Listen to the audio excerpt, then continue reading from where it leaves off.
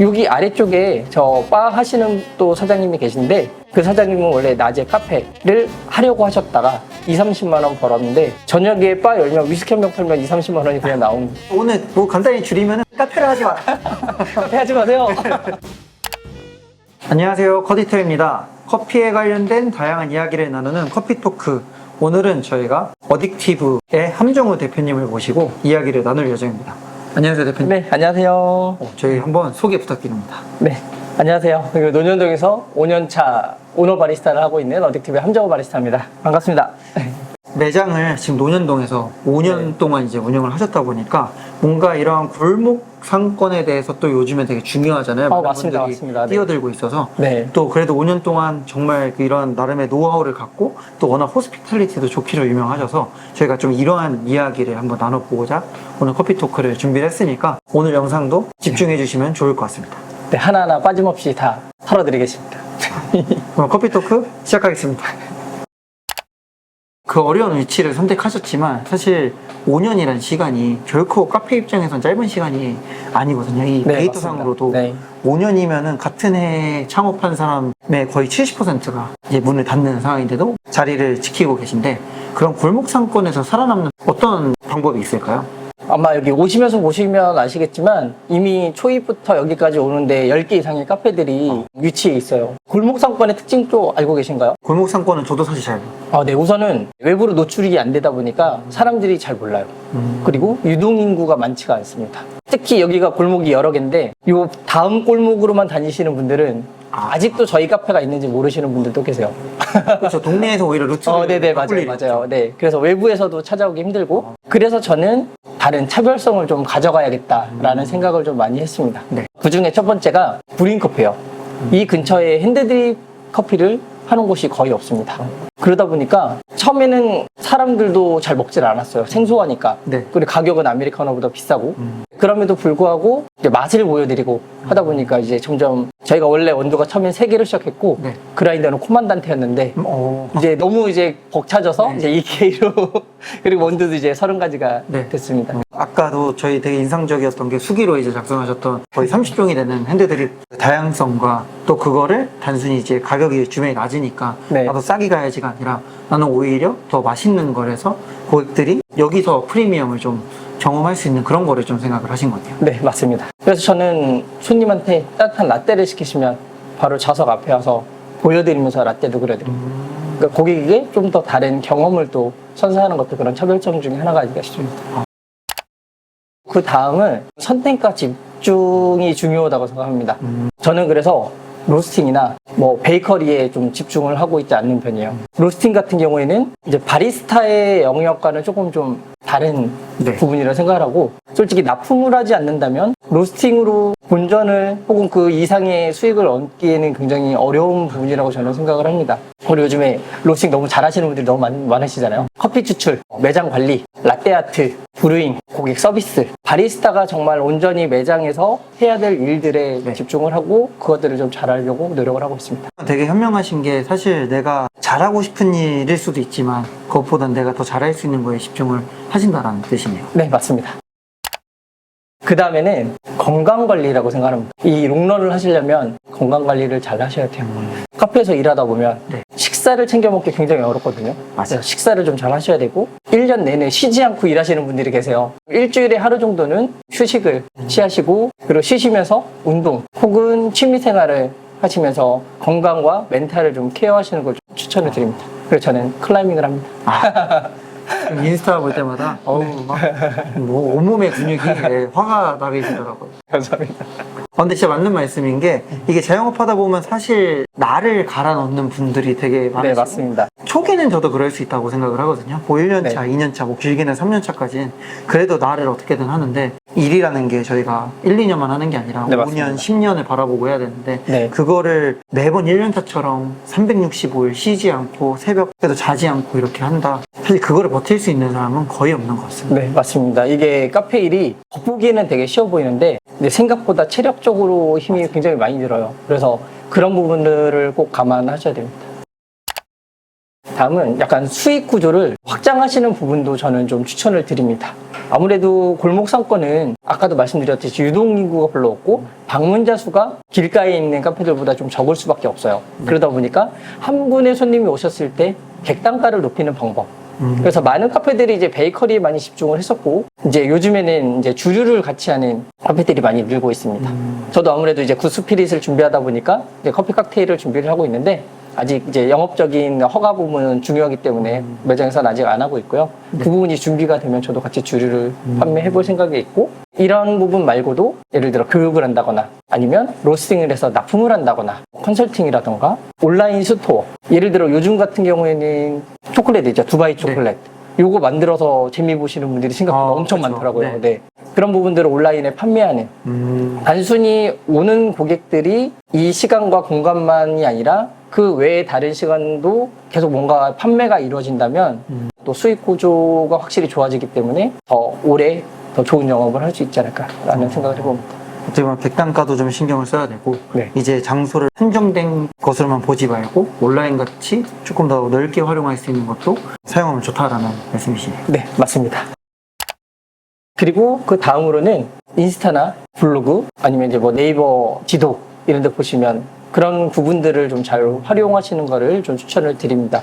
배달도 아마 그 사업 확장 구조의 하나입니다. 네, 배달도 그렇고 이제 리뷰 많이 달리잖아요. 네. 네이버 지도를 검색해서 이제 거기에 달린 손님들의 리뷰에 내가 얼마나 또 리뷰를 잘 달았는지, 그리고 그 리뷰에 단순히 감사합니다를 다는 게 아니라 어떤 재료를 사용해서 이런 메뉴를 준비하고 있습니다. 네. 이런 부가적인 정보도 같이 넣을 수 있거든요. 그래서 손님들한테 한 번 더 홍보가 되는 효과를 가질 수 있어요. 그래서 그런 리뷰 하시는 것도 좀 추천을 드리고, 그리고 제가 예전에는 블로그 마케팅에 대해서 굉장히 좀 부정적인 인식을 좀 가지고 있었거든요. 근데 이것도 잘 활용만 하신다면 굉장히 좋은 아이템이 될 수 있지 않을까 싶습니다. 그래서 요즘에는 좀 마인드가 좀 바뀌어서 요즘에는 이제 블로그 마케팅도 조금씩 하고 있어요. 골목 안쪽에 있다 보니까 네. 저희 커피가 맛있는지 저희 카페조차 있는지 없는지를 모르는 분들이 굉장히 많으신데 네. 네이버 검색 딱 했을 때 저희 카페가 좀 위에 있고 내용을 눌렀을 때 그래도 제가 전달하고 싶은 내용들이 블로그 안에 있으면 네. 손님들이 한 번이라도 더 찾아보고 오시는 것 같아요. 블로그 마케팅 같은 경우는 초기 자본이 조금 들긴 하는데 네. 그래도 우리 가게에 대한 정보나 아니면 이런 것들을 조금 더 노출시키는데 좀 좋지 않을까라는 생각을 해봅니다. 말씀하신 거 들어보니까 되게 디테일 싸움이긴 하네요. 네, 맞습니다. 단순히 그냥 리뷰 달린 거 냅두는 것도 아니고 네. 가서 좀 단순히 감사합니다 이런 게 아니라 네. 조금 더 상세하게 네. 우리 매장의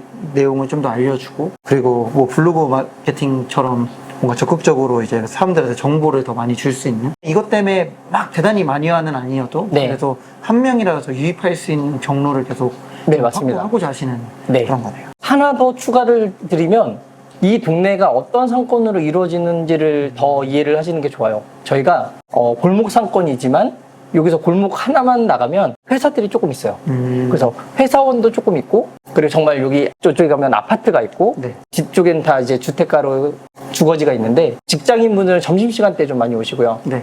검색해서 오시는, 외부에서 오시는 분들은 주말에 좀 많이 오시는 편이고, 여기 주택가에 계시는 분들은 수시로 오세요. 그래서 그런 고객군의 퍼센테이지와 이 사람들이 올 수 있는 환경이 어느 정도인지를 인지하는 게 굉장히 좀 중요한 것 같습니다. 네. 오늘 제가 온 데 이제 크게 두 가지 이유가 있는데, 하나는 이제 그런 골목 상권에서 살아나는 방법과 호스피탈리티에 대한 네. 또 호주가 워낙 유명하잖아요. 네, 맞습니다. 거기서 네. 이제 경험을 충분히 또 갖고 이 매장에서도 사실 호스피탈리티로 고객들을 이끌어내고 계신데, 네. 약간 그런 부분에 대해서 이야기 한번 부탁드립니다. 네, 좋습니다. 네. 제가 이제 호스피탈리티에서 가장 기본으로 생각하는 건 인사예요. 너무 중요하죠. 네, 물론입니다. 물론입니다. 들어왔을 때 에너지 넘치는 목소리로 이제 밝게 인사해주면 우선 들어올 때부터 좀 손님들의 기분이 좋지 않으실까라는 좀 생각을 해봅니다. 이게 한국뿐이 아니라 호주도 마찬가지예요. 손님들 오면 먼저 인사부터 해주고, 맞아요. 그리고 손님들하고도 계속 아이 컨택하고 메뉴에 대해서 설명도 드리고. 근데 한국 사람들이 조금 그게 있어요. 겉으로 티를 잘 안 냅니다. 네, 되게 좀 쑥스러워 하시거나 네. 혹은 약간 되게 불친절한 듯한 반응을 보이시는데 우리는 그런 거에 굴하면 안 돼요. 맞아요. 네, 우리는 더 친절하게 손님들한테 더 반갑게. 가끔 그런 글을 보거든요, 제가. 네. 손님들이 인사를 해도 받아주질 않는다. 나갈 때도 인사 한마디 없다. 근데 저는 그런 적이 별로 없는 것 같아요. 왜냐면 손님이 잘 못 듣거나 인지를 못하게 인사하는 건 안 하는 거와 똑같다라는 좀 생각이 듭니다. 그래서 저는 손님이 못 들으신 것 같으면 한 번 더 인사해요. 아주 공감. 아주 꼰대스러운 발언일 수 있지만 네. 저는 인사가 정말 중요하다고 맞습니다, 생각을 하고 맞습니다. 솔직히 서비스업을 하는 입장에서 손님이 안 받아주는 게 뭐가 중요한가? 내가 맞아요, 하는 게 맞아요. 중요한 거고. 맞습니다. 정말 아까 말씀에 제일 공감한 게 상대방이 듣고 같이 해줘야지 인사지 나 혼자 했다고 인사가 아니잖아요. 맞습니다. 안녕하세요 이렇게 해놓고 네. 손님 못 들었다 그러면 네. 저는 아주 인사가 진짜 너무 중요하다. 너무 중요합니다. 또 이제 이것도 거의 기본적인 건데 고객의 니즈를 파악하고 맞춰주는 거, 이것이 또 호스피탈리티의 기본이 아닌가 싶습니다. 이것도 마찬가지로 우리나라 사람들은 이제 겉으로 드러나는 기호가 별로 없어요. 오시면 제일 많이 뭐 달라고 하시죠, 보통 손님들이? 보통 아메리카노 그죠? 아 주세요 이러잖아요. 아도 이제 산미가 있는지 없는지 손님의 기호를 저는 조금 더 디테일하게 여쭤봐요. 그래서 예를 들어 저는 바닐라 라떼 좀 덜 달게 해주세요. 그러면은 한 어느 정도 덜 달게 드릴까요? 손님이 원하시면 뭐 4분의 1, 3분의 1 이런 정도로도 다 조절을 해드리고요. 손님들이 찾는 기호들이 좀 있잖아요. 예를 네. 들어 디카페인 커피라던가 식물성 대체육, 오트밀크라던가 네. 이런 것들을 또 준비해 두시는 것도 고객의 기호에 맞추시는데 좀 도움이 되지 않을까 싶습니다. 사실 이 두 개로도 충분하네요. 인사 잘하고 손님에 대해서 좀 잘 네. 맞춰주고 그리고 그들이 소중하게 생각하는 사람에게 좀 더 집중하는 걸 저는 좀 추천을 드립니다. 예를 들어 연세가 있으신 어머님을 모시고 왔어요. 네. 그러면 저는 그 어르신께 조금 더 집중을 하는 편이에요. 그러면 이분이 이제 자기 손주 보듯이 엄청 또 되게 잘 해주시거든요. 네. 그 모습에 모셔오신 아드님이나 이게 따님들이 더 좋아하세요. 아니면 애기들 이렇게 데리고 오시는 분들 네. 계시잖아요. 그럼 애기들한테 조금 더 포커스를 두면 애기 엄마들은 조금 더 그 모습을 또 좋아합니다. 맞아요. 네. 그리고 이제 손님과의 스몰 토크 우리 굉장히 중요하잖아요. 예를 들어 손님이 이제 막 밖에서 들어오셨어요. 요즘 너무 덥잖아요. 오늘 너무 덥죠? 뭐 시원한 거 음료 준비해드릴까요? 이런 식으로 이제 아이스 브레이킹을 하시는 게 좀 중요한 것 같아요. 예를 들어 손님이 자리에 앉으셨어요. 어떤 거로 아이스 브레이킹 하면 좋으실 것 같으세요? 그러니까요. 정말 제일 쉬운 게 있어요. 네. 음료 괜찮으세요? 아, 이렇게 다가가셔서 네. 손님의 반응을 먼저 한번 살펴봅니다. 막 이런 경우가 있어요. 예, 맛있어요. 이렇게 하시는 분들이 계시거든요. 이런 분들한테는 웬만하면 나가실 때까지 잘 가지 않습니다. 네. 왜냐면 조금 그렇게 말 거는 게 불편하신 분들인 거예요. 그런 분들한테는 조금 더 그들의 시간을 좀 해드려야 되고, 반면에 사장님 너무 맛있어요. 뭐 그렇게 막 얘기를 해서 조금씩 스몰 토크가 조금 편안하게 진행이 되는 분들이 있어요.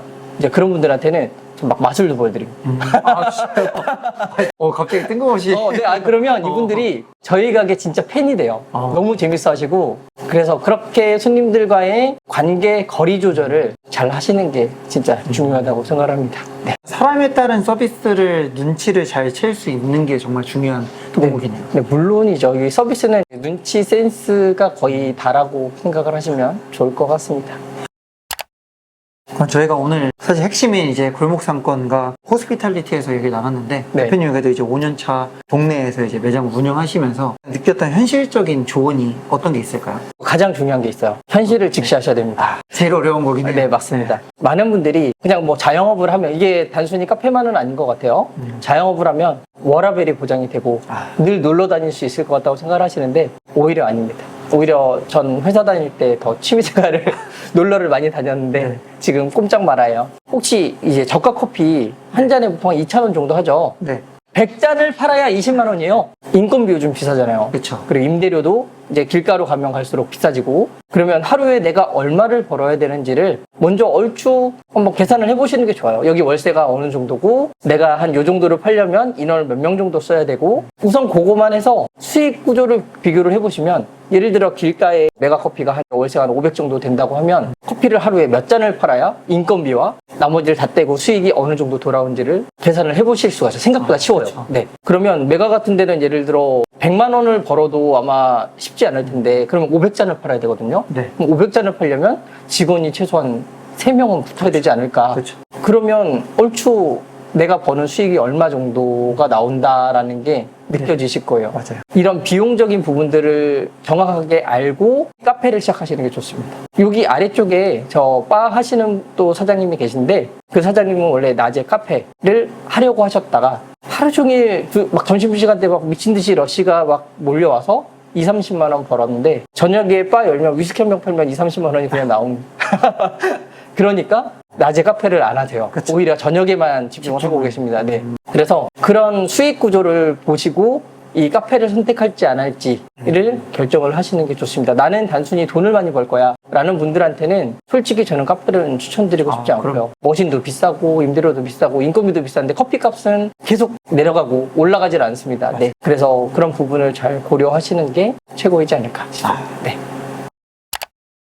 오늘 질문 자체는 많지 않았는데 유익한 내용들이 많았던 것 같아요. 아, 그랬나요? 사실 네. 실제로 아까 말씀하신 것처럼 10만 개 이상의 카페가 지금 열려 있고 그중에 사실 골목에 포진되어 있는 데들이 상당히 많을 것 같아요. 아마 그럴 겁니다. 각자의 북년이 살아남기 위한 방법이 궁금할 텐데 사실 이런 얘기는 워낙 듣기 힘든 주제다 보니까 또 영상 보시면서 되게 뻔한 얘기다라고 할 수도 있는데 사실 그 뻔한 거 못 지켜서 망하는 분들이 정말 많습니다. 용현동에서 이렇게 5년 동안 해오면서 고객들한테 사랑받는 카페를 만들 수 있는 노하우가 당연히 지켜야 될 것들이 많으니까 오늘 영상을 통해서 그런 내용들을 한번 다시 인지를 하시고 본인 매장에 좀 적용을 내가 정말 잘하고 있나 생각해 보시면서 해보시면 좋을 것 같습니다. 네, 많은 도움이 되셨길 바랍니다. 네. 근데 오늘 뭐 간단히 줄이면 카페를 하지 마라.